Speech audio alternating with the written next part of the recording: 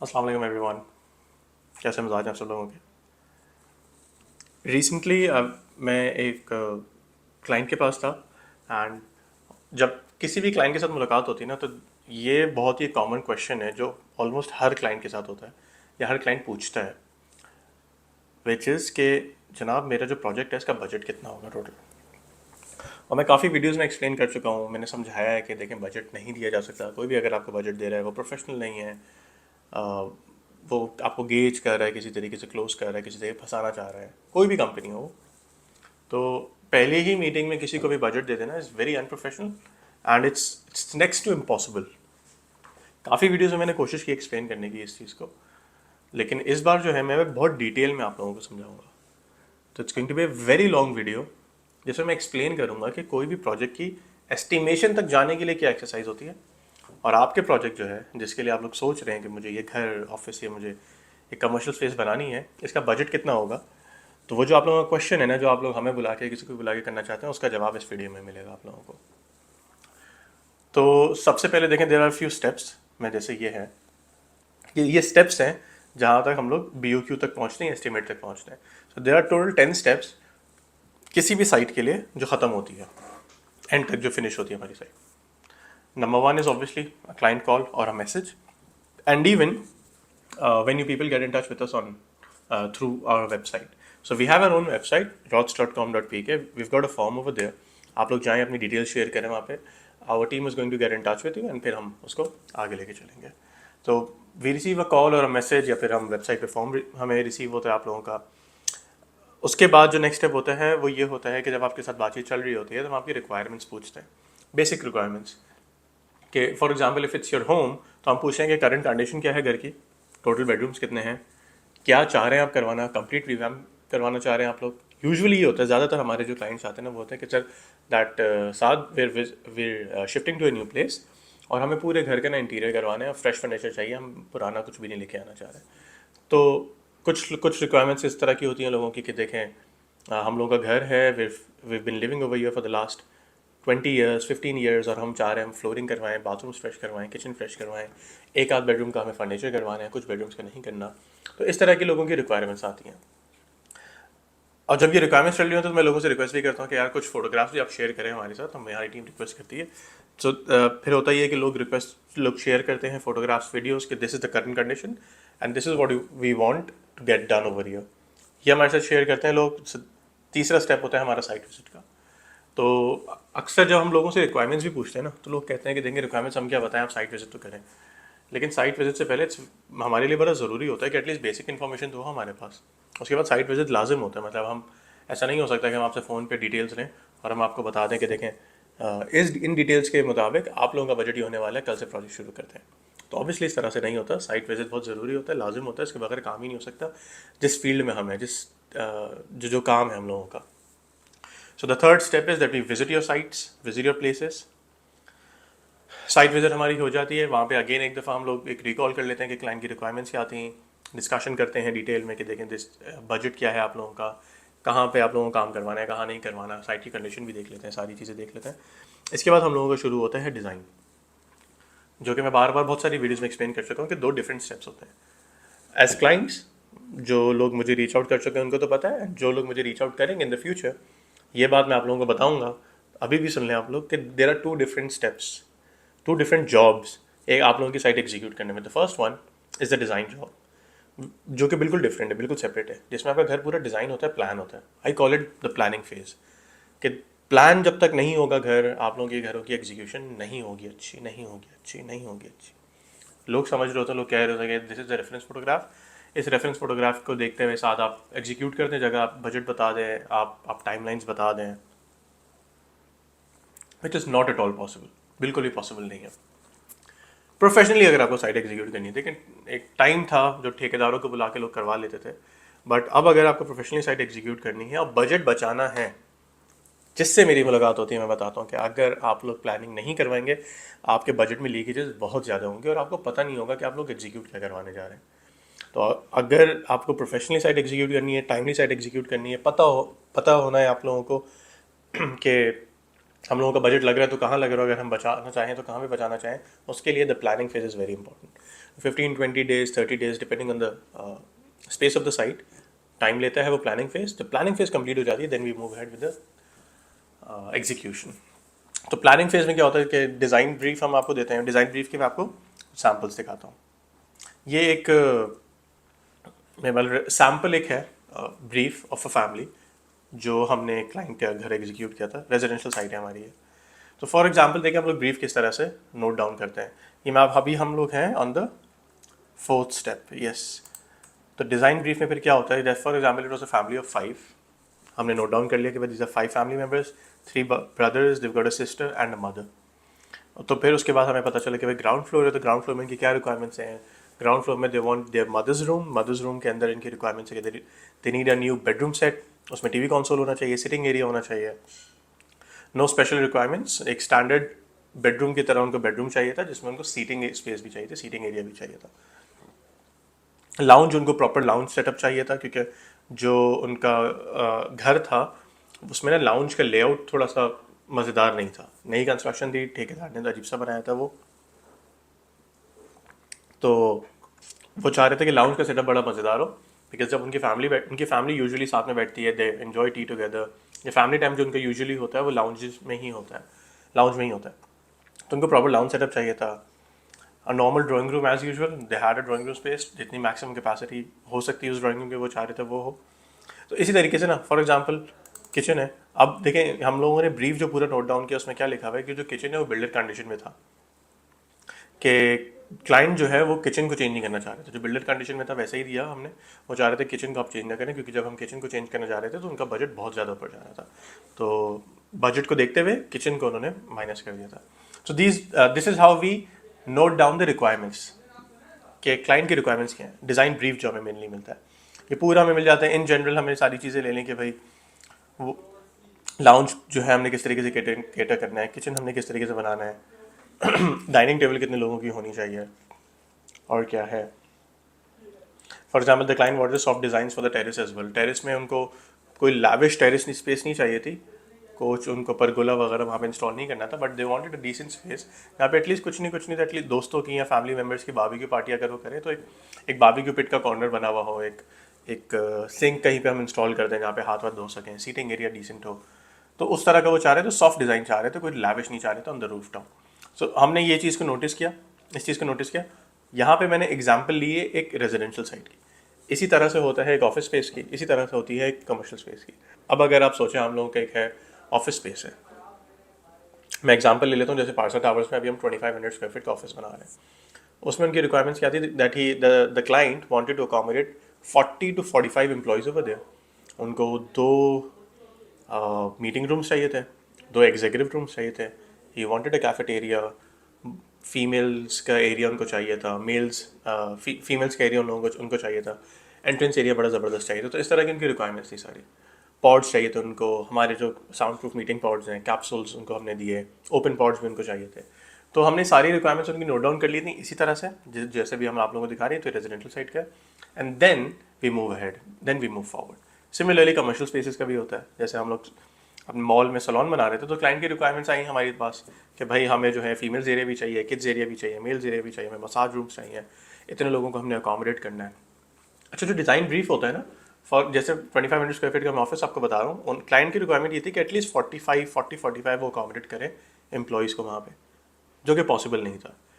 तो design brief जब हमारे पास आता है तो हम ये चाहते हैं कि क्लाइंट जितना चाह रहे हैं ना, मतलब जितना वो मैक्सिमम वो चाह रहे हैं चीज़ों को वहाँ पे अकोमोडेट करना चाहें, जो जितनी ख्वाहिशें आप लोगों की, हम चाहते हैं कि आप लोग बताएं और हम वो सारी चीज़ें नोट डाउन कर लें। आप लोग बोले भाई मेरे पास 2000 स्क्वायर फीट का ऑफिस है and I want 50, 60, 80 employees over here, practically which is not possible, but हम चाहते हैं कि क्लाइंट की जितनी ख्वाहिशें हैं वो सारी वो बता दें, फिर हम उनको नोट डाउन करें, हम उस पर वर्किंग करें, एंड उसके बाद हम आप लोगों को बताएं, and then our design team जो है उस पर वर्किंग करने के बाद आप लोगों को बताएं कि देखें इसमें 80 एम्प्लॉयज़ तो नहीं आ सकते, इसमें 30 आ सकते हैं, 35 आ सकते हैं, लेकिन अगर आप अपने मीटिंग रूम्स को कॉम्प्रोमाइज़ करेंगे तो एटलीस्ट हम 40-45 पे चलेंगे। अगर आप एग्जीक्यूटिव पे भी कॉम्प्रोमाइज़ कर लेंगे तो हम 50-60 टच कर लेंगे।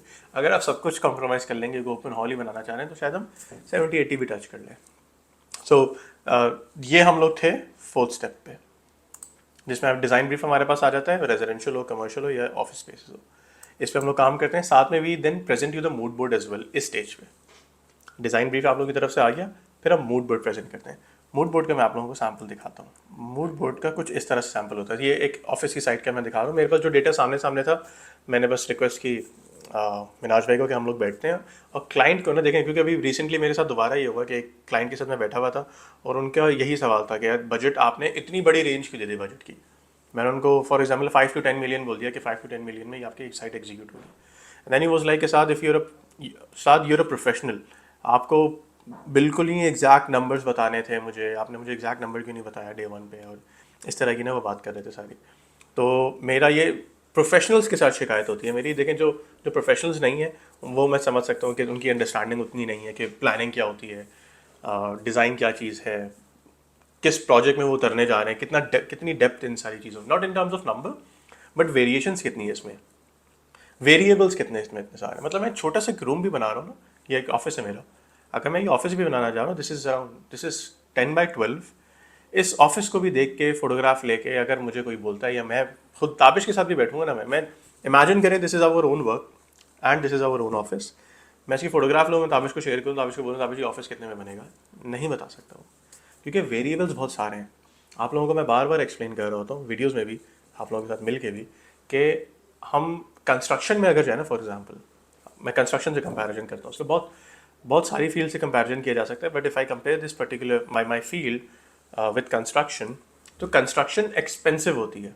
हम मेरी फील्ड से तो महंगा काम है वो, बट वो बहुत स्ट्रेट फॉरवर्ड है, बहुत सीधा काम है, उसमें वेरिएबल्स कम है।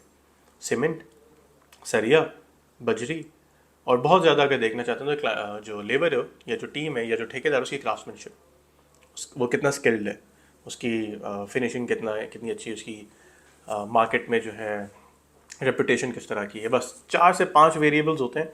इन 4 से 5 वेरिएबल को अगर देख लिया जाए, या मैं 2-3 पैकेजेस बना दूं, पैकेज वन का वेरिएबल, पैकेज वन में ये सारी चीज़ें हैं, पैकेज टू में ये है, पैकेज थ्री में ये है, क्लाइंट्स को जो है रेट्स ठक ठक ठक फ़ौरन मिल जाते हैं 1 से 2 दिन के अंदर। बट अगर मैं ये छोटा सा रूम बनाने जा रहा हूँ ना, तो इतने वेरिएबल्स हैं कि यार अगर मुझे ये एक मैनेजर की टेबल चाहिए मुझे यहाँ पे, तो मैनेजर्स टेबल अभी आप गूगल करें, दुनिया भर के डिज़ाइन आ जाएंगे वहाँ पे। तो क्लाइंट, अगर आप लोग मुझे कांटेक्ट करते हैं, आप लोग बोलते हैं कि साथ मुझे जो है ना एक मैनेजर्स टेबल चाहिए, मैं कैसे अज्यूम कर लूँ कि मुझे किस तरह की, आपको किस तरह की मैनेजर्स टेबल चाहिए। मैं कैसे अज्यूम कर लूँ कि यार जो फ्लोरिंग हुई हुई है, ये मैं काफ़ी दफ़ा क्लाइंट्स को बोलता हूँ कि जो फ्लोरिंग हम लोग कर रहे होते हैं, या कोई भी आपका कोई भी इंटीरियर डिज़ाइनर फ्लोरिंग कर रहा है, फोटोग्राफ में जो फ्लोरिंग होती है ना, I am running a company over year, काफ़ी एक्सपीरियंस है हम लोगों का ये काम करते हुए।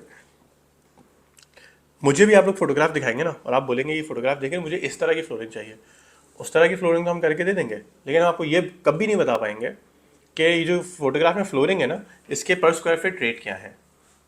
क्योंकि फोटोग्राफ में जो फ्लोरिंग होती है, अगर फोटोग्राफ में मैं फ्लोरिंग देखूं, तो उस पर्टिकुलर सिर्फ तस्वीर में देखने के लिए लिटरली 150 to 100 रुपीज़ से स्टार्ट होती है वो flooring, and it can go up to 1500 to 2000 rupees per square feet, अगर तस्वीर में जैसा दिख रहा है वैसा चाहिए।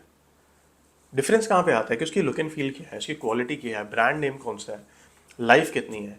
तो देख वेरिएबल देखें कितने सारे आ गए। मैंने आपको फ्लोरिंग का बताया, मैंने आपको टेबल की बताई, अब लाइट यहाँ पे ड्रॉप हुई हुई है। मतलब मेरे पास जो यूजुअली होते हैं ना, जो क्वेश्चंस होते हैं, ये मेरे साथ नहीं, आई एम प्रीटी श्योर ये तकरीबन सारी कंपनीज के साथ होता होगा, इंटीरियर डिज़ाइन फर्म्स के साथ, कि लोग जो है कॉन्टैक्ट करते होंगे, बोलते होंगे ये मेरी जगह है, मुझे बजट बता दें।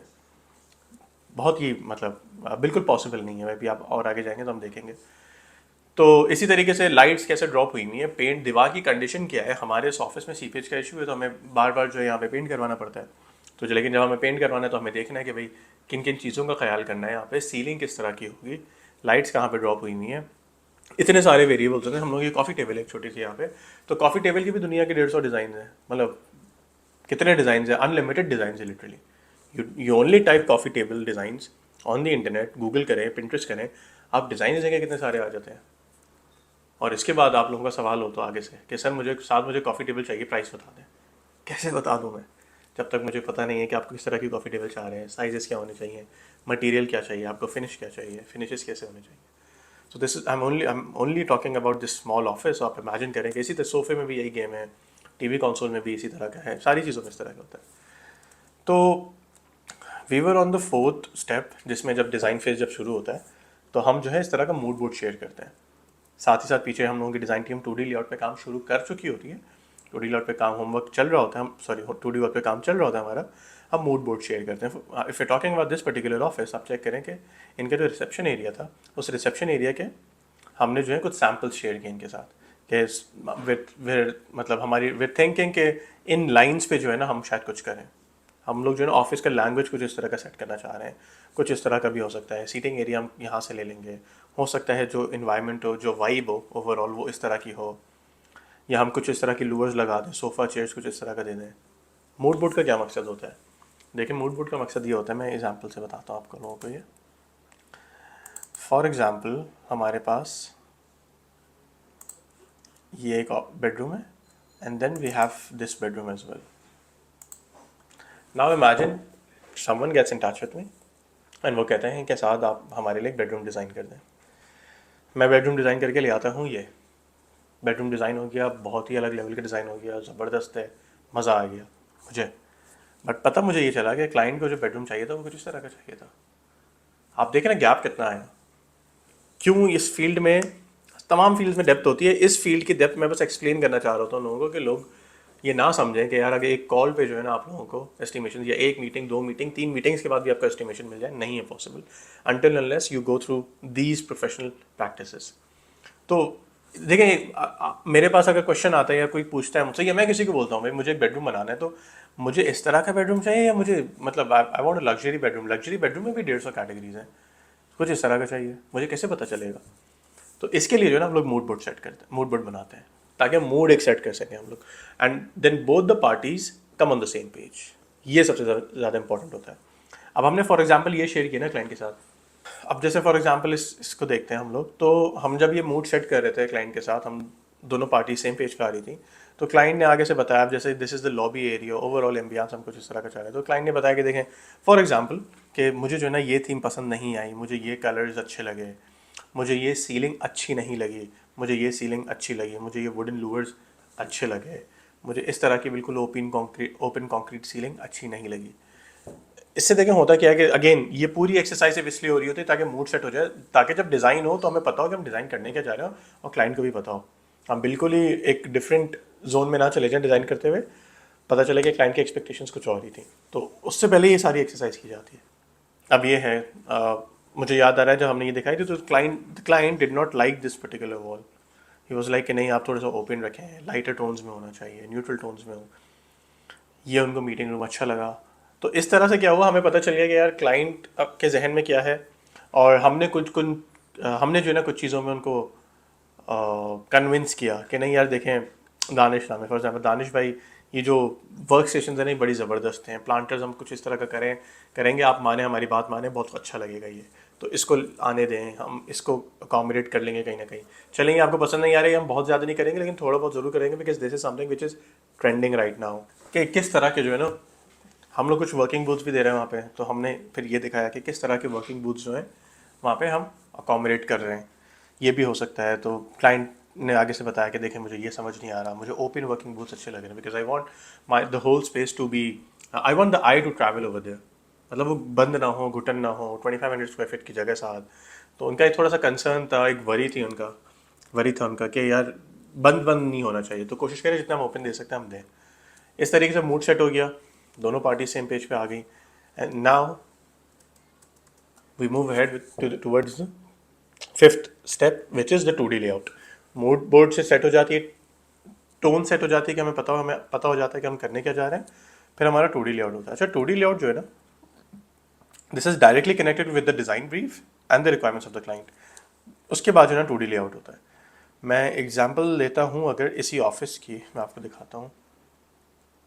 हाँ आप चेक करें, इस ये चेंज हो चुका था लेआउट इनका, बट मेरे सामने ही खुला है तो मैं आप लोगों को दिखाता हूँ। So this is how we present the 2D layout to the client, कि हमने उनको दिखाया कि देखें इस तरह से जो है ना हमने आपके और तकरीबन 25-30 एम्प्लॉयज़ को अकोमोडेट किया है। We are planning to have an executive office over here, दूसरा एग्जीक्यूटिव ऑफिस हमने यहाँ पे प्लान किया है, एचआर का एरिया, मीटिंग रूम इधर है, कैफेटेरिया ये रहा, सब हमने जो है ना स्पेसेस कितनी दी हैं एक एक वर्क स्टेशन को, एक एम्प्लॉय को आपके, हमने मीटिंग पॉट्स कहाँ पे अकोमोडेट किए हैं, सर्कुलेशन स्पेस किस तरीके से हम लोग प्लान कर रहे हैं, किन चीज़ों का हमने ख्याल रखा है, किन पिलर्स को हम किस तरीके से ट्रीट कर रहे हैं कि यार पिलर अगर कहीं बीच में आ रहा है तो उसको डिज़ाइन एलिमेंट बनाना चाह रहे हैं। तो ये सारी वर्किंग होती है लेआउट में। 2D प्लान बनता है पहले कि जो रिक्वायरमेंट्स थी क्या वो केटर हो रही है या नहीं हो रही। रिक्वायरमेंट से क्या मुराद कि भाई मुझे इतने रूम्स चाहिए थे, मुझे इतने एम्प्लॉयज़ को अकोमोडेट करना था, क्या वो इम्प्लीमेंट हो रहा है ग्राउंड पे या नहीं, वो जो है ना प्लान यहाँ पे बनता है। फिर ये प्लान प्रेजेंट किया। अच्छा, ये रेजिडेंशियल वाले केस में भी ऐसा ही होता है। फॉर एग्जाम्पल रेजिडेंशियल में होता है क्लाइंट्स का कि we making a bedroom right now, we designing a bedroom right now, जिसमें क्लाइंट की रिक्वायरमेंट्स है वो है उनके बेटा और बेटी के ना, देर 12 और 14 दोनों जो है ना, डिफरेंस इतना है, 2-3 साल का डिफरेंस है उनका आपस में। तो अब 2 लोगों का बेडरूम है ना, तो वो बेडरूम में वो चाह रहे हैं 2 वर्क स्टेशन हो, सीटिंग स्पेस भी हो, उनके अलग अलग वार्डरोब्स भी हो, टीवी कंसोल भी है। तो देखें चैलेंजिंग हो जाता है। हम फिर क्या करते हैं, इसी जब ये 2D लेआउट बन रहा होता है तो उसमें हमको प्लान करके दिखाते हैं पहले कि देखें this is what's possible over there, और ये पॉसिबल नहीं है। हम जो है 35 एम्प्लॉयज़ को अकोमोडेट कर सकते हैं, 45 को नहीं कर सकते। और जब प्रैक्टिकली क्लाइंट देख रहा होता है इस लेआउट में तो वो समझ भी जाता है। कभी कभार क्लाइंट्स की तरफ से भी बड़े ज़बरदस्त इनपुट्स आ जाते हैं, एंड हम ये चाहते हैं, it's a very healthy debate, it's a very healthy exercise, healthy conversation होती है हमारी क्लाइंट के साथ कि हम लोग बैठते हैं और ये हम जो डिस्कस कर रहे होते हैं क्लाइंट को हम फॉरवर्ड कर देते हैं। Then they get back to us after a day और 2, वो बोलते हैं यार एक काम करें ना आप, ये मीटिंग पॉड है या ये जो हमने एचआर को जो एरिया दिया था, ये मुझे लग रहा है ये अननेसेसरी है, इतनी ज़्यादा जगह मुझे नहीं देनी उनको। आप एक काम करें, उस एरिया को हम हटा देते हैं, वहाँ पे जहाँ एक बंदा बैठा हुआ था वहाँ 3 को बैठा दें। 3 एम्प्लॉयज़ आ सकते हैं, मतलब बिल्कुल आ सकते हैं 3, चलो भाई कैपेसिटी बढ़ गई। तो ये कमर्शियल स्पेसेस में भी इसी तरह से होता है, और ऑफिस रेजिडेंशियल स्पेस में भी इसी तरह से होता है। तो मैंने भी आपको एग्जांपल दिखाई एक ऑफिस के स्पेस की कि 2D लेआउट जो है इस तरीके से फाइनल किया जाता है। अभी आप देख रहे हैं, अभी हम BOQ की तरफ जा रहे हैं। इस सारी एक्सरसाइज की जब तक हो रही होगी और जब तक हम BOQ में पहुंचेंगे, आप सब लोग बोलेंगे कि हाँ यार इस एक्सरसाइज के बगैर बजट बताना इम्पॉसिबल था, लिटरली इम्पॉसिबल था। अभी हम 5th स्टेप पे, फिर हम लोग फाइनल स्टेप पे जाते हैं, which is a 3D layout. अब 3D लेआउट के लिए मैंने सैम्पल एक बेडरूम का लिया जो हमने डिज़ाइन किया था, which is this. So this was a mother's bedroom, एक क्लाइंट के लिए हमने डिज़ाइन किया था और एग्जीक्यूट किया था हमने। तो 3D लेआउट कुछ इस तरह का होता है। 3D लेआउट से पहले आपको 2D लेआउट दिखाया जाता है। For example this is the same mother's bedroom. इस 2D लेआउट में हमने क्या दिखाया कि देखिए वार्डरोब इस तरफ है, ड्रेसिंग टेबल यहाँ पे आ रही है, इनको सीटिंग एरिया यहाँ पे मिल जाएगा, और मदर्स बेड जो है हमने कुछ इस तरह से प्लान किया है। जब हमने आपको ये लेआउट दिखा दिया मास्टर्स बेडरूम का, अप्रूव हो गया लेआउट, अब जब हम आगे बढ़ रहे होते हैं 3D की तरफ। जब 3D जब बनता है तो 3D हम इस तरह से दिखाते हैं, क्योंकि 2D लेआउट में आपको एक एरियल व्यू मिल जाता है कि स्पेस की यूटिलाइजेशन किस तरह से हुई है और रिक्वायरमेंट्स क्या क्या मीट किए जा रहे हैं। बट 3D में हमें ओवरऑल दिखाना होता है कि भाई अब जगह बनने क्या जा रही है, एग्जैक्टली जगह किस तरह से बनेगी। क्योंकि जब ये 3D बन जाता है तो लिटरली 19-20 का डिफरेंस होता है जब साइट एग्जीक्यूट होती है। कहीं पे टेक्निकल इश्यूज होते हैं, टेक्निकल चैलेंजेस होते हैं, एयर कंडीशनर इधर लग गया, इधर नहीं लग सकता, इधर लगेगा, यहाँ पे इलेक्ट्रिकल पॉइंट नहीं आ रहा, XYZ जगह पे इलेक्ट्रिकल पॉइंट आ रहा है, कहीं बीम आ रहा है, कहीं कुछ आ रहा है। तो 19-20 डिफरेंस होता है। बाकी 90% चीज़ जो है ना एग्जैक्टली ऐसे ही एग्जीक्यूट होती है, which is why the 3D layout, the 3D design, the planning phase is important. अब आप चेक करें, हमने एक मदर्स बेडरूम प्लान किया था न्यूट्रल टोन्स में। Since she was the mother of the client, aged थी काफ़ी, तो इतना ज़्यादा हमें लाविश नहीं करना था, बट एक एक अच्छा सा रूम उनको बना के ज़रूर देना था हमने। सो दिस इज़ हर वार्डरोब, बहुत ही प्लेन वाइट वार्डरोब हमने की, साथ में ओपन शेल्फ्स थे, अंदर हमने इन्वर्टेड लाइट्स दी, प्रोफाइल लाइट्स दी, एक बेंच हमने दिया बैठने के लिए, फिक्स्ड बेंच है ये। पीछे जो है इनकी विंडो थी, मतलब ये जो है ना कॉर्नर का घर था, 3 साइड विंडो थी वो शायद से जी, 3 साइड विंडो, एक इन विंडो इनकी अंदर गली में आ रही थी और 2 विंडोज इनकी मेन रोड की तरफ थी। तो पीछे जो है ना जो वॉल है, जो फीचर वॉल है, जो मेन वॉल है, उसको हमने पूरी जो है वीनियर पेस्ट किया, MDF पेस्ट किया वहाँ पे, और पॉलिश फिनिश पे हमने दी, बहुत खूबसूरत एग्जीक्यूट होती है। This is the dressing table. कोई लग्जरियस, कोई लैविश, कोई बल्कि ड्रेसिंग टेबल उनको नहीं चाहिए था, इतना सटल, इतना प्यारा लग रहा था वहाँ पे जब हमने एग्जीक्यूट किया था इसको। एक हमने लैम्प ड्रॉप किया आपको, एक बेंच दी उनको हमने वहाँ पे, और एक फ्लोटिंग ड्रॉर या कैबिनेट टाइप हमने यहाँ पे इंस्टॉल करिए ड्रेसर रख के विद द मिरर। इस तरह का जो ना कुछ लुक एंड फील थी इस बेडरूम की। Now this is the 3D layout. अब ये 3D लेआउट की जो प्रैक्टिस होती है सब में, हर चीज़ में होती है, हमारे रेजिडेंशियल स्पेसेस हो, हमारे ऑफिस स्पेसेस हो, हमारे कमर्शियल स्पेसेस हो। मैं कुछ दिखाता हूँ आपको, इनफैक्ट तब मज़ा आएगा जी। फॉर एग्जांपल एक ब्राइडल रूम हम लोगों ने डिज़ाइन किया था, आप लोग देखें उसमें, इसमें कुछ चेंजेस हुई थी, बट ये मेरे पास पहला ड्राफ्ट है, अगर आप लोगों को स्क्रीन नज़र आ रही है अच्छे से। तो ये हमने ब्राइडल रूम, जो लड़का था उसका वर्क फ्रॉम होम होता था, he used to work from home, तो उनको वर्क स्टेशन चाहिए थे अंदर, काफ़ी लग्जरियस ब्राइडल वो रूम ना चाह रहे थे। तो एक ब्राइडल रूम की मेरे पास सैम्पल 3D डिज़ाइन था। मैं जो हूँ एक ऑफिस था, मैं वो दिखाता हूँ आपको। हाँ, सो कोरंगी में एक ऑफिस हम लोगों को डिज़ाइन करना था। उनको बहुत बेसिक्स ऑफिस चाहिए था, मतलब लिटरली उनको वो चाह रहे थे कि डिसेंट ऑफिस लगे, दैट्स इट। प्लान होना चाहिए, अच्छे से डिज़ाइन हुआ होना चाहिए, बिल्कुल भी लग्जरियस नहीं चाहिए था उनको। और they just wanted a clean, neat and properly planned space. That is what we did. बहुत ही बेसिक्स एंड नीट आपने देखे, हमने रिसेप्शन एरिया दिया, फिर इनको इनका 2D लेआउट है, फिर उनको वर्क स्टेशन कुछ इस तरह से दी, इनका कॉन्फ्रेंस रूम है, बहुत ही सिंपल सी फॉल सीलिंग, एक लीनियर लाइट, एक लीनियर हमने ऊपर से सीलिंग लाइट ड्रॉप कर दी। फॉल सीलिंग इनकी हुई है, कॉन्फ्रेंस टेबल है, एग्जीक्यूटिव रूम्स हैं इनके। एग्जीक्यूटिव रूम्स उनको अच्छे चाहिए थे बिकॉज इनका कॉस्मेटिक्स का काम था, किसी चीज़ का काम था, तो उनके क्लाइंट्स जो थे काफ़ी अच्छे बड़े क्लाइंट्स होते थे, उनको एग्जीक्यूटिव रूम्स जो थे अच्छे चाहिए थे। तो इस तरह से जो है ना हमने, ये इनका सेकंड एग्जीक्यूटिव रूम है विच वी प्लान। सो ये एक एग्जाम्पल मैंने आप लोगों को दिया है कि इस तरह से जो है ना हम लोग 3D प्लान करते हैं और प्रेजेंट करते हैं। अब इस 3D में भी फिर बैक एंड फोर्थ होती है, ये नहीं होता। और this is a normal practice कि हम आपको 3D प्रेजेंट करें एंड देन आप लोग बोलें कि डन हो गया, ज़बरदस्त, लेट्स मूव फॉरवर्ड। होता है कभी कभी, अक्सर डिज़ाइन इतने ज़बरदस्त बनते हैं, इतने अच्छे डिज़ाइन होते हैं कि हम भी बोलते हैं कि क्लाइंट के पास जाएगा तो वो खुद बोलेंगे कि यार this is such an amazing design, सारी मेरी रिक्वायरमेंट्स इसमें जो है ना आप लोगों ने केटर की है, लेट्स मूव फॉरवर्ड, आगे का स्टेप क्या है। अब जनाब जब ये 3D लेआउट फाइनल हो जाता है ना, इसके बाद बनती है वर्किंग ड्राइंग्स। क्योंकि अभी तो मैंने तस्वीर देख ली, तस्वीर में मुझे पता चल गया, तस्वीर फॉर एग्जांपल मैंने तस्वीर देख ली, मुझे तस्वीर में पता चल गया कि ये बेडरूम कैसा है। अब मुझे इसकी बजटिंग की तरफ जा रहे हैं, राइट। तो उसके स्टेप, उस तरफ बढ़ने के लिए बीच में एक स्टेप आता है हमारा, विच is the working drawings. Working drawings पर हम लोग बनाते हैं, मैं इसका वर्किंग ड्राइंग दिखाता हूँ आपको।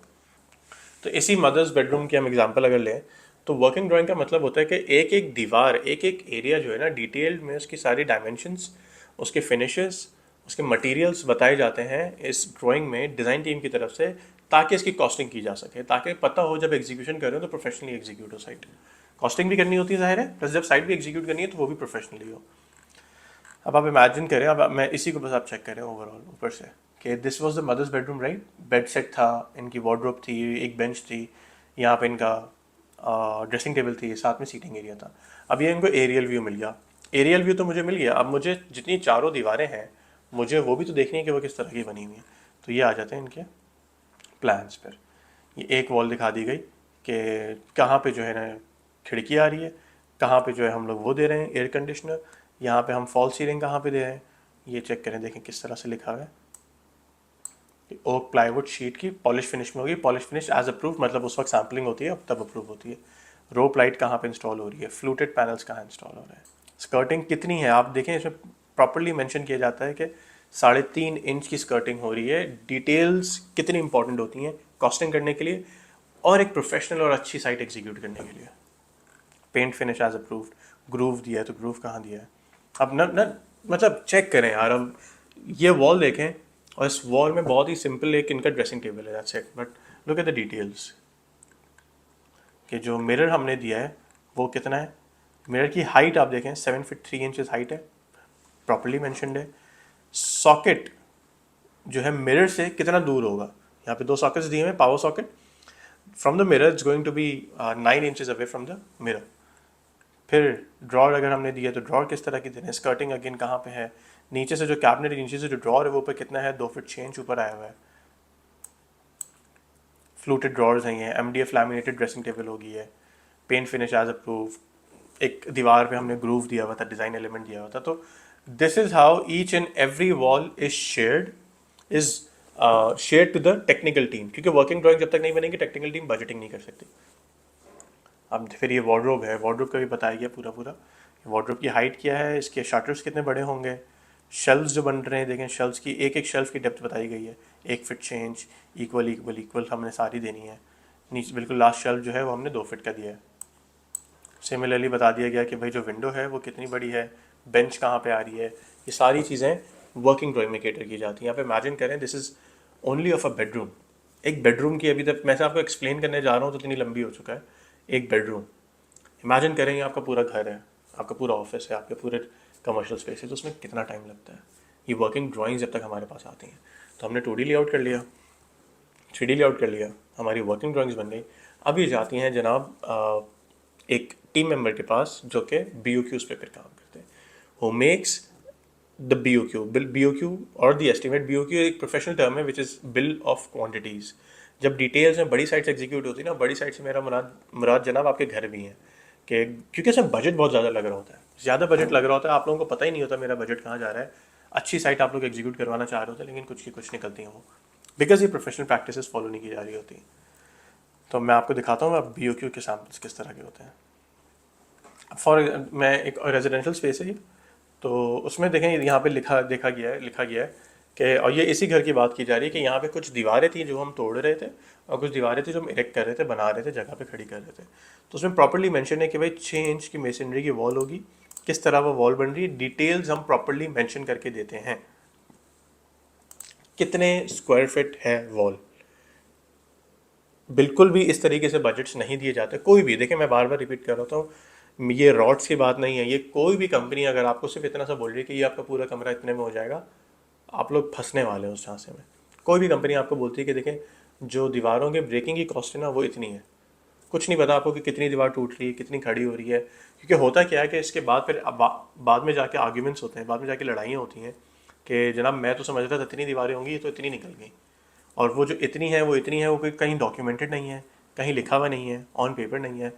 तो एज ठेकेदार्स, एज कॉन्ट्रैक्टर्स, ये हम बहुत आराम से प्ले कर लेते हैं क्लाइंट्स के साथ। बिकॉज देखें एज क्लाइंट्स मैं बार बार बोलता हूँ, आप लोग बैकफुट पे होते हैं इन आवर कंट्री। अगर आप बदमाश है तो बात अलग है, लेकिन इन आवर कंट्री यहाँ पे कोई एज सच बाई लॉज नहीं है, कोई एज सच लेबर कोड वगैरह कुछ, मतलब कुछ इस तरह के मामला नहीं है कि यार खुदा ना खास्ता अगर मैंने जो आप लोगों को कमिट किया मैं फुलफिल ना करूँ तो आप लोग जो है मेरे अगेंस्ट कोर्ट चले जाएंगे, या मतलब बाय लॉ हम कुछ नहीं कर पाते। टेबल पे बैठ के चीज़ों को सॉल्व करना पड़ता है, ये लड़ाई झगड़े होते हैं। उन सारी चीज़ों को अवॉइड करने के लिए हम ये प्रैक्टिसेस फॉलो करते हैं, और सारी अच्छी डिज़ाइन फर्म्स ये प्रैक्टिसेस फॉलो करती हैं, इंटीरियर डिज़ाइन फर्म्स। तो आप लोगों के लिए भी क्यों ज़रूरी है कि देखें ये प्लानिंग फेज से आप गुजरें और आप लोगों को पता हो। अब फॉर एग्जाम्पल इसमें 250 स्क्वायर फीट हमने बताया हुआ है, 250 स्क्वायर फीट के XYZ रेट से मैंने 150 रुपीज़ दे दिए पर स्क्वायर फीट रेट, ठीक है। अब ये 150 rupees per square feet rate तो लॉक हो गए। ये जो 250 रुपीज़ पर स्क्वायर फीट है ना, 250 स्क्वायर फीट जो जगह है, ये कैलकुलेट होती है बिल्कुल एंड में भी जाके क्रॉस चेक होती है। हम लोगों का डिज़ाइन हो चुका है तो 80-90%, 99% इनफैक्ट डायमेंशंस एग्जैक्ट होते हैं, बट साइट में हमेशा वेरिएशंस आती हैं, 19-20 वेरिएशंस आती हैं। तो जब साइट एग्जीक्यूट हो जाती है ना तो हम लोग बैठते हैं, हमारी टीम क्या करती है, और एज क्लाइंट्स आप लोगों को भी ये करना चाहिए कि यार साथ ने यहाँ पे लिखा है कि 250 स्क्वायर फीट की दीवार बनाई जा रही है, क्या ये 250 स्क्वायर फीट है? आप लोगों ने मेजर किया, पता चला वो 240 है, पता लगा वो 260 है, 270 है, इतना इतना डिफरेंस आ जाता है, अक्सर आ जाता है। तो जब ये डिफरेंस आता है तो अगर ज़्यादा हो गया तो मैं आपको कम्युनिकेट कर देता हूँ कि देखें जनाब हम आपकी साइट एग्जीक्यूट कर रहे थे, 250 स्क्वायर फीट हमने कैलकुलेट किया हुआ था कि जगह जो है यहाँ पे दीवार खड़ी होगी, बट ये 260 हो चुकी है, 270 हो चुकी है। और अगर वो 250 नहीं होती, 240 होती या 230 होती है, तो वो भी हम कम्युनिकेट कर देते हैं कि यार हम लोग प्लान कर रहे थे यहाँ पे 250 का, बट ये 230 स्क्वायर फीट हुई है, तो मैं इसको 250 नहीं मैं 230 कर दे रहा हूँ। 150 रुपीज़ अपनी जगह पे हैं पर स्क्वायर फीट जो मैंने आप लोगों को रेट दिए, इसके रेट ऑटोमेटिकली नीचे चले गए। So this is how the BOQs are sent to you guys. ये सारी चीज़ों में होता है। लैमिनेटेड फ्लोरिंग है, अब फ्लोरिंग मैंने 795 स्क्वायर फीट लिख दी है कि 795 स्क्वायर फीट पूरे घर की थी या किसी हॉल की थी, तकरीबन 800 स्क्वायर फीट स्पेस है फ्लोरिंग की। अब हम गए वहाँ पे फ्लोरिंग करने के लिए, यहाँ पे मैं लिख दूंगा मैं फ्लोरिंग दे रहा हूँ आपको 500 rupees per square feet, 4 lakh रुपए की फ्लोरिंग हो गई। अब मैंने आप लोगों को 500 रुपये पर स्क्वायर फीट दे दिए, तकरीबन 800 स्क्वायर फीट की फ्लोरिंग हो रही है। ऑब्वियसली जब BOQ शेयर किया जाता है तो नेगोशिएशन भी होती है, बैठते हैं, रेट्स में बात भी की जाती है, फिर एक सर्टेन नंबर पे आगे बढ़ते हैं। हमने नेगोशिएट किया, पता चला हम लोग जो फाइनल गए वो 480 रुपीज़ पर स्क्वायर फीट पे। क्लाइंट के साथ हमारी बात फाइनल हो गई कि देखें रॉड्स जो है हमें 480 रुपीज़ पर स्क्वायर फीट पे फ्लोरिंग देगा। जब साइट एग्जीक्यूशन पे जाते हैं ना तो ये एंड में बिल्कुल फाइनली मेजर किया जाएगा फिर कि जो फ्लोरिंग है, मैंने 795 स्क्वायर फीट फ्लोरिंग अगर दी हुई थी स्पेस में, तो 795 स्क्वायर फीट है भी या नहीं है, उसको कैलकुलेट किया जाता है बिल्कुल एंड में। पता लगता है कि वो 800 स्क्वायर फीट है, पता लगता है वो 850 स्क्वायर फीट है, पता चलता है कि वो 750 स्क्वायर फीट है। जगह छोटी हो गई, कुछ दीवारें ज़्यादा खड़ी कर दी गई, कुछ डिज़ाइन में चेंजेस कर दिए गए थे, तो जगह छोटी हो गई।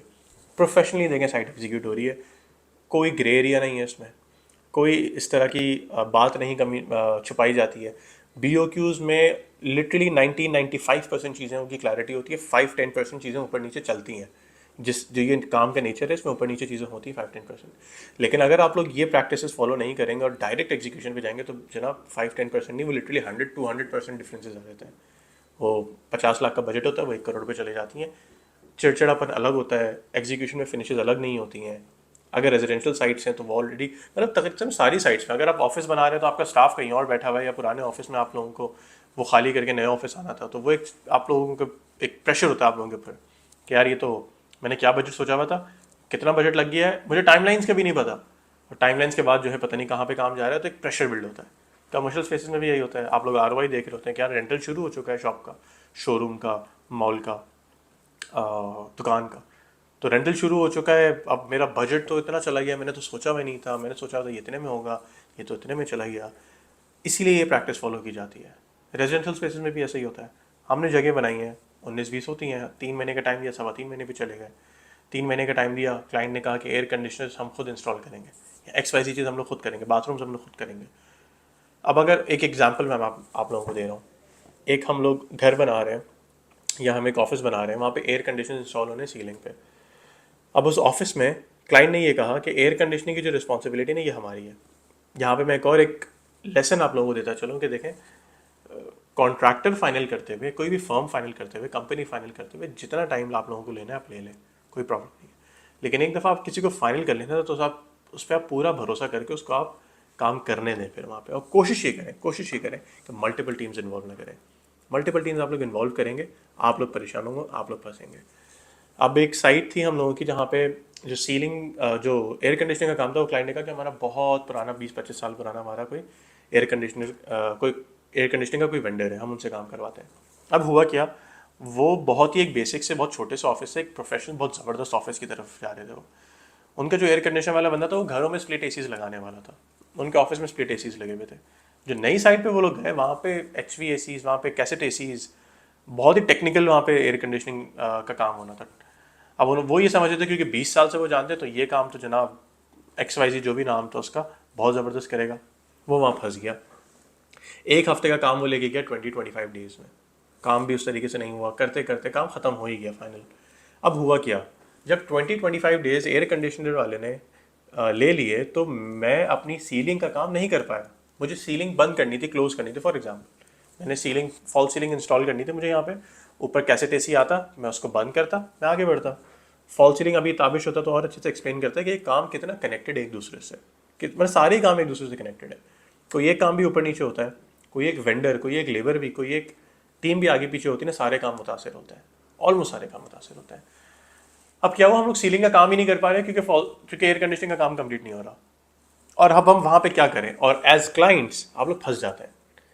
हम लोग तो पूरी कोशिश करते हैं कि हम ब्लैकमेल ना करें, बल्कि पूरी कोशिश की हम लोग ब्लैकमेल नहीं करते। हम लोग ये नहीं बोलते हैं कि देखें यार आपको बोला था ये काम आप ना दें किसी और को, आपने तो कहा था बहुत अच्छा एयर कंडीशनर वाला है, 7 दिन का काम 25 दिन में ले गया, हम क्या करें, हमने आपको 2-3 महीने का टाइम दिया था, अब तो हम 4 महीने में कंप्लीट करके देंगे, बिकॉज 15-20 डेज हम काम ही नहीं कर सके। आप समझ रहे हैं बात को, मतलब ये तो जेन्युइन बात है ना। एज प्रोफेशनल्स आप लोग की बात समझेंगे कि मुझे 7 डेज में, आप लोगों ने लिख के दिया था मुझे कि 7 डेज में एयर कंडीशनिंग काम हो जाएगा, मैंने टीम को अकॉर्डिंगली अलाइन किया हुआ था, मैंने उसी हिसाब से आपको टाइम लाइन दी हुई थी कि सीलिंग भी कंप्लीट हो जाएगी, सारी चीज़ हो जाएंगी, फॉल सीलिंग होगा, फिर बाकी सारे काम होते जाएंगे। अब क्योंकि फॉल सीलिंग ही नहीं कंप्लीट हो पाई 1 महीने तक, तो मैं बाकी सारे काम कैसे कंप्लीट करता। विच इज़ वाई होता ही है कि जब मल्टीपल कॉन्ट्रैक्टर्स या वेंडर्स इन्वॉल्व होते हैं तो इसकी टोपी उसके सर चल रहा होता है। अब वो एयर कंडीशन वाला तो बेचारा फंस गया, उसने बोला इतना तो होता है, ऐसे ही काम चलता है, XYZ चीज़ें होती हैं। हम लोगों को जो है 7 दिन वाला काम हमारा 25 डेज में हुआ, हमारे बाकी सारे काम मुतासर हुए। नेचुरली साइट का जो टाइम था वो 60 डेज या 70 डेज जो था वो 90 डेज पे चला गया। क्लाइंट भी एग्री कर गया कि हाँ ये मसला तो है, अब क्या करें। तो ये भी बड़ा ज़रूरी होता है कि आप कोशिश पूरी करें। हम तो वन स्टॉप सोल्यूशन प्रोवाइड करते हैं, तब तमाम सोल्यूशन प्रोवाइड करते हैं। हम पूरी कोशिश करते हैं कि क्लाइंट को किसी भी वजह से कहीं और ना जाना पड़े, बट अगर वो कभी चले भी जाएँ तो इन मसलों में कभी कभार फंस जाते हैं क्लाइंट्स। तो मैं आप लोगों को BOQ के सैम्पल्स दिखा रहा था, कितने डिटेल्ड BOQ देखें, ये भी बड़ा इंपॉर्टेंट है। एक दफ़ा हम लोग एक बिड कर रहे थे एक प्रोजेक्ट पे, उनका हमने डिज़ाइन किया था। अच्छा, इसका एक और बहुत बड़ा फ़ायदा देखिए ये फ़ायदे तो तमाम अपनी जगह पे हैं कि क्लैरिटी हो रही है, आप लोगों को डे वन पे पता चल रहा है प्रोजेक्ट शुरू होने से पहले कि आपका बजट कहाँ पे जा रहा है। नेगोशिएशन करने में आसानी हो रही है, प्रोफेशनल नेगोशिएशन हो रही है कि जब मैं आप लोगों को एक बजट दूंगा, ये घर का बजट है फॉर एग्जाम्पल 50 lakhs, BOQ हमारे सामने आ गया, डिज़ाइन हमारे सामने है, यू पीपल एज क्लाइंट्स, आप लोग बोलें कि यार साथ मेरा 50 लाख तो नहीं, मेरा 30 लाख या 35 लाख बजट था घर को करने का या मेरे कमरा बनाने का, क्या ऐसा करें हम इस डिज़ाइन में कि ये इसके करीब करीब चले जाए। ठीक है, ये प्रोफेशनल डिस्कशन होती है।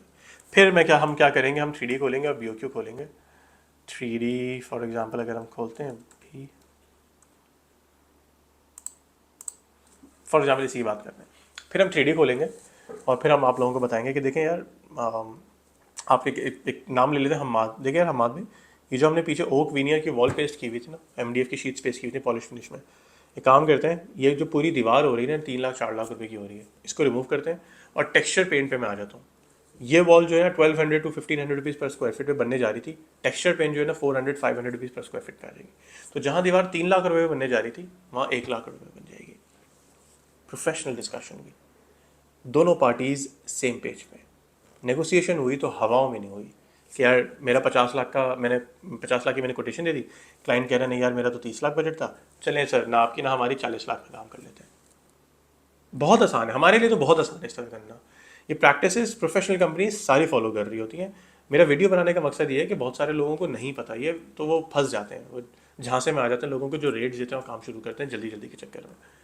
तो इस तरीके से फिर प्रोफेशनल डिस्कशन होती है कि भाई ये वॉल चेंज करके ना ये नहीं ये कर लेते हैं, तो 2 लाख रुपए इधर कम हो गए, सोफ़ा चेंज का डिज़ाइन हमने ये नहीं ये सोफ़े का डिज़ाइन कर लिया तो 50,000 रुपये वहाँ पे कम हो गए, करते कराते चले 30 लाख रुपए का आपका वो था बजट था, 30 पे नहीं 35 37 पे बात बन गई।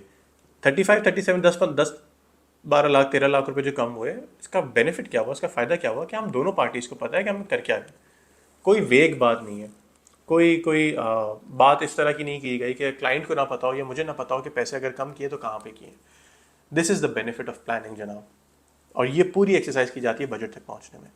तो हम यहाँ बजट पे बात कर रहे थे कि अब और डिटेल्स भी हैं। मैं आप लोगों को एक बात बता रहा था कि मैं एक ऑफिस में बिड कर रहा था, हमने डिज़ाइन किया था, तो हम इसका BOQ का फ़ायदा क्या होता है, एक और उस बात को मैं बाद में बताता हूँ कि जो मैं एग्जांपल देने जा रहा था कि ये जो है, मैं आपको एक्सेल शीट शेयर कर देता हूँ BOQ की। आप लोग क्या करें कि आप लोग मेरे रेट्स जो है ना रिमूव कर दें। ये रेट्स डाले थे मैंने यहाँ पे 150 रुपीज़ मैंने डाले थे, ठीक है। आप लोग क्या करें, मेरे रेट्स रिमूव करें, क्या यार रॉड्स नहीं ये रेट्स दिए, मेरे रेट्स रिमूव करें आप लोग। ये BOQ को जो है मार्केट में फ्लोट करें, 2 3 लोग 4 लोग 5 लोग आप लोग भेजें, आप लोगों के पास रेट्स आएंगे आगे से, तब आप लोग पकड़ सकते हैं हमें बड़े अच्छे से। और ये देखें, ये अगेन जब तक ये डिटेल्ड BOQ किसी के पास नहीं जाएगा वो रेट्स कैसे देगा, आप लोग तस्वीर दिखा के भी नहीं ले सकते। मैंने आप लोगों को फ्लोरिंग वाली एग्जांपल बताई, 10 तरह की इस तरह की एग्जांपल्स होती हैं कि यार देख के नहीं पता चलता कि इसमें लकड़ी लगी हुई है तो ओकवुड लगी हुई है, बीचवुड लगी हुई है, पत्थर लगी हुई है, वो हल्का फुल्का तो पता चल जाता है, लेकिन जब तक डिटेल्स मेंशन नहीं है on the paper, it's very unprofessional for anyone to come up with a budget, very unprofessional. वो सिर्फ देखिए पूरी कोशिश होती है अगले को फंसाने की या गेज करने की, किसी तरीके से क्लाइंट कहीं और ना जाए, तो वो ये तरीकेकार होते हैं अगले को पकड़ने के लिए। मैंने आप लोगों को BOQ दिया, एक्सेल शीट दी, आप लोगों ने मेरे रेट मैंने लिखे हुए थे 150, आप लोगों ने रिमूव किया, इसी तरीके से सारे रेट्स आप लोगों ने रिमूव किए और ये फ्लोट किया मार्केट। मैंने आपको 150 रुपीज़ दिए थे, कहीं से आए 170, कहीं से आए 130, तो आप लोग बोल सकते हैं कि चले यार साथ आपने रेट्स ठीक दिए थे, you somewhere in the middle, या फिर हमें 130 मिल रहा है हर जगह, आपके 10 15 रुपये 20 रुपये ऊपर है पर स्क्वायर फीट। प्लीज़ चेक करें आप क्या कर सकते हैं, कितना नेगोशिएट कर सकते हैं, कितने रेट्स आप लोग नीचे लेके आ सकते हैं।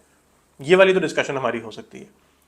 बट अगर मैं आपको 150 रुपीज़ पर स्क्वायर फीट दूँ और आपको मार्केट में रेट मिले 70 रुपीज़ 80 रुपीज़ मैक्सिमम 100 रुपीज़, तो आप लोग तो मुझे पकड़ेंगे फिर, जो कि बनती है बात, जो कि मतलब होना चाहिए इस तरह से कि 150 रुपीज़ साथ आपने दिए, मार्केट में तो 100 से ज़्यादा कोई दे ही नहीं रहा, और बड़ी रेप्यूटेड कंपनीज है।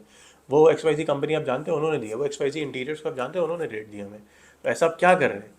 फिर या तो मैं एक्सप्लेन करूँगा आप लोगों को कि यार देखें आपकी साइट में ये प्रॉब्लम है, दीवार में बहुत ज़्यादा सीपेज है, दीवार बहुत ज़्यादा ख़राब है, इसीलिए पेंट के जो है ना पैसे एक्स्ट्रा दिए हैं, जो XYZ कंपनी उसने चेक नहीं किया अभी तक आके आपकी दीवार, इसलिए वो रेट कम दे रहे हैं। या तो मैं आपको एक्सप्लेन करूँगा या मैं बोलूँगा कि हाँ चले ठीक कह रहे हैं, मैं भी आपको 100 रुपीज़ पर स्क्वायर फीट देता हूँ। This is how professional negotiations happen on the table, और ये इस एक्सरसाइज के बगैर नामुमकिन है। तो आप लोग जब साइट्स एग्जीक्यूट करने जा रहे हो तो आप लोग अपने पर्सनल बेडरूम्स भी, एक एक बेडरूम भी अगर बना रहे हैं, एक छोटा सा ऑफिस भी आप बना रहे हैं, तो ये प्रैक्टिस करना बहुत ज़रूरी है। इस प्रैक्टिस के बगैर आप लोग अपनी साइट स्मूथली एग्जीक्यूट नहीं कर सकते। और ये पूरी प्रैक्टिस करने के बाद देखें बजट तक बात आती है। एक तरीका BOQ तो मैंने आपको दिया बहुत डिटेल कि यार अगर ओक प्लाईवुड भी मैं बना रहा हूँ तो उसमें मैंने कितनी डिटेल्स मैंने मेंशन की यहाँ पे कि देखें, providing making and fixing of oak plywood sheet with polish finish, 1x2 की पर्तल वुड की फ्रेमिंग होगी उसमें, और क्या क्या चीज़ें उसमें मैंशन होंगी, क्या क्या चीज़ें लगेंगी। इसी तरीके से सारी चीज़ों की ड्रेसिंग टेबल है तो 1.25 इंच की इसमें लैमिनेटेड MDF लग रही है, 1x2 का पर्तल वुड का फ्रेम होगा, साइजेस और डिटेल्स सारी चीज़ें मेंशन होती हैं। ये मेंशन क्यों होती हैं? अगेन देखिए, मैं इसलिए क्योंकि अगर ये एक मैनेजर्स टेबल है, एक एग्जीक्यूटिव टेबल है, मैंने ये देखे हैं BOQ, जो मैं आपको एग्जांपल बताने वाला था ना ऑफिस वाली, उसको मैं इससे कनेक्ट करता हूँ कि उस ऑफिस में जब मैंने डिज़ाइन किया, मैंने उनको BOQ दिया, उन्होंने मेरे रेट्स हटाए, मार्केट में फ्लोट किए, और हुआ ये कि एक जगह से उनको रेट्स मिलने लगे। मेरा BOQ जो है ना, एक नॉर्मल छोटे से छोटे ऑफिस का भी ना 2 से 3 पेजेस में जाता है नॉर्मल, इससे ज़्यादा ही होता है। उन्होंने लिटरली एक बहुत बड़ी साइट का BOQ एक ही पेज में करके दे दिया था। उन्होंने क्या किया था, पेंट वर्क, अब देखें इन चीज़ों से मैं कहता हूँ आप लोग बचें। पेंट वर्क 10 लाख रुपए, टेबल्स 20 टेबल्स 6 लाख 7 लाख 8 लाख जो भी है, पॉलिश वर्क इतने लाख रुपए, मेसनरी वर्क इतने लाख रुपए। कोई डिटेल्स मेंशन नहीं थी कि यार आप पेंट लगा रहे हो तो कौन सा लगा रहे हो, लकड़ी का काम कर रहे हो तो कौन सी कर रहे हैं, मेटल की टेबल्स, अब जब आप वर्क स्टेशन बना रहे हैं, ऑफिस टेबल्स बना रहे हैं, तो मेटल जो है वो कितने गेज का है, कितने बाई कितने का मेटल है, डिज़ाइन कौन सा है, क्या कुछ मेंशन नहीं था। ये बहुत हवा में बातें होती हैं, बहुत हवा में गेम होती है। इसमें होता क्या है कि लोग दिखावे में दिखाने वाली चीज़ें बहुत अच्छी कर देते हैं, और आपको नहीं पता होता कि मैं लाखों रुपए दे रहा हूँ तो उनकी डिटेल्स क्या है, मटेरियल्स क्या है, फिनिशेस क्या है, प्लस प्लस सबसे बड़ी चीज़, क्रॉस चेक करना मुश्किल हो जाता है आप लोगों को। जितने प्रोफेशनल्स ये वीडियो देख रहे होंगे वो पहली पहली बार में मेरी बात समझ रहे होंगे कि जब तक इन रिटेन डिटेल में मैं डिस्क्रिप्शन नहीं दूंगा किसी एक टेबल की, एक दूसरा बंदा किस तरीके से उसको देख के, उस डिस्क्रिप्शन और उस तस्वीर को देख के रेट देगा। अगर मैं लिखूंगा एक बेड सेट, मुझे बेड सेट के टेबल रेट्स दे दें, और एक मैं लिखूंगा कि बेड सेट इस लकड़ी का बन रहा है, इतनी थिक है वो, पॉलिश फिनिश ये होगी, उसमें मेटल लग रहा है तो इतने गेज का लग रहा है, पेंट अगर डीको फिनिश हो रहा होगा तो इस XYZ कंपनी का फिनिश डीको फिनिश होगा, तो रेट्स देना कितना आसान हो जाएंगे बनिस्बत इसके कि मैं बोलूँ कि बेड सेट दे रहा हूँ मैं आपको। और यही प्रैक्टिसेस मार्केट में ठेकेदार कर रहे होते हैं यूजुअली, जो नॉर्मल ठेकेदार होते हैं, लोग इसी में ज़्यादातर फंस रहे होते हैं क्योंकि वो ठक ठक रेट देते हैं, ठक ठक काम कर रहे होते हैं, और लोग समझते हैं कि देखो यार कितने मुझे जल्दी जल्दी मेरा काम हो रहा है। ये बेनिफिट होता है डिटेल्ड BOQ का। और हम BOQ पे पहुंचे हैं पॉइंट नंबर 8 पे, इतनी सारी एक्सरसाइज करने के बाद you people get in touch with me either on call और ऑन व्हाट्सएप। आप लोग जो हैं या फिर हमारे वेबसाइट पे फॉर्म्स फिल करते हैं, we get in touch with you, then आप लोग अपनी रिक्वायरमेंट्स बताते हैं, हम लोग साइट विजिट करते हैं, फिर आप लोगों से डिज़ाइन ब्रीफ एक्सट्रैक्ट करते हैं, मूड बोर्ड भी साथ साथ शेयर करते हैं हम लोग, then we work on the 2D layout, फिर 3D लेआउट पे काम होता है, फिर वर्किंग ड्राइंग्स बनती हैं, फिर BOQ और एस्टिमेट आता है। उसके बाद देखें साइट एग्जीक्यूशन पे चली जाती है बात। BOQ पे हम लोग जब नेगोशिएशन कर लेते हैं, नेगोशिएट कर लेते हैं एक सर्टेन नंबर पे, then we move head towards the execution होती है, तो एग्जीक्यूशन के साथ साथ फिर फर्नीचर और MEP के काम भी, जैसे mechanical, electrical, plumbing, air conditioning वगैरह के सारे काम भी उसमें आ जाते हैं। उसमें डिटेल में हम नहीं जाएंगे। एक तो ये चीज़ है, ये मुझे एक्सप्लेन करना था आप लोगों को कि देखें BOQs बजट इतनी एक्सरसाइज करने के बाद दिया जाता है प्रोफेशनली। कोई भी कंपनी हो, मैं देखिए, मैं मेरी वीडियोस का ना, जाहिर है मैं रॉड्स के बारे में बताता हूँ कि मेरे, अगर आप लोग रॉड से काम करवाएंगे तो क्या बेनिफिट्स है। मेरा बहुत ज़बरदस्त टीम है, मेरा बड़ा ज़बरदस्त पार्टनर है जो एग्जीक्यूशन बहुत स्मूथली हैंडल करता है। हमें साइट्स कितनी ज़्यादा है, हमें उसका प्रॉब्लम नहीं होता, बिकॉज हम एक हायरार्की फॉलो करते हैं करने के लिए। ऐसा नहीं कि ताबिशों में खुद ही खड़े होकर लकड़ी काट रहे होते हैं। तो we are very good leaders, we are very good managers, we know how to execute sites, we got an amazing team, बड़े ज़बरदस्त आर्किटेक्ट्स हैं, बहुत अच्छे से हम एग्जीक्यूट कर रहे होते हैं, मैं बोलता हूँ। लेकिन अगर आप लोग ये एक्सरसाइज फॉलो करते हैं तो इस तरह की अगर आप लोग ये एक्सरसाइज फॉलो नहीं करते तो कोई भी कंपनी हो, आप फंसेंगे कहीं पे भी। तो आप कोशिश ज़रूर करें कि रॉड से करवाएं, किसी से भी करवाएं, ये एक्सरसाइज ज़रूर फॉलो करें, तब आपकी साइट अच्छे से एग्जीक्यूट होगी, अच्छे से बढ़ेगी आगे। तो जनाब, आप लोगों ने देखा कि इतनी लंबी एक्सरसाइज करने के बाद हम आपको बजट देते हैं। तो किसी के साथ भी जब आप लोग बात करें, नॉट जस्ट विद अस, किसी के साथ भी बात करें, कोशिश करें कि ये 8 पॉइंट्स ना सही 4 से 5 तो आप लोग पूरी कर सकें। मतलब 2D या 3D लेआउट के करीब करीब आपको पता है बजट के करीब आ जाते हैं हम। जब 3D लेआउट बनने जा रहा होता है या बन चुका होता है ना, और वर्किंग ड्राइंग्स और BOQ पे काम चल रहा होता है, उस दौरान एक रफली एस्टिमेट हम लोग दे सकते हैं कि हाँ यार चले, मुझे नज़र आ रहा है कि घर आपका जो है ना 4 मिलियन 6 मिलियन के अंदर अंदर हो जाएगा। But before that asking the budget, asking the estimate, मतलब कॉल पे ही एक ही मुलाकात 2 मुलाकातों में कुछ भी एक्सरसाइज नहीं की, कोई रिक्वायरमेंट्स नहीं बताई, कुछ नहीं बताई, is very, it's next to impossible for any one to come up with number. और कोई भी नंबर अगर आप लोगों को दे रहा है तो आप लोग तैयार हो जाएं फिर वहाँ पे फंसने के लिए, ब्लैकमेल होने के लिए, कुछ करने के लिए। तो बस, थैंक यू।